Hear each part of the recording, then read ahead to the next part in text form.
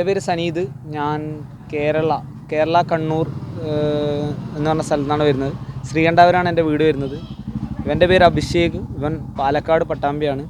അപ്പോൾ നമ്മൾ ഈ റൈഡ് തുടങ്ങിയിട്ട് ഇപ്പം ഏകദേശം 115 ദിവസമായി. ഇന്നിപ്പോൾ ഇവിടെ ചിപ്ലൂനിലെത്തി. ഇനി കാശ്മീരേക്കാണ് പോകുന്നത്.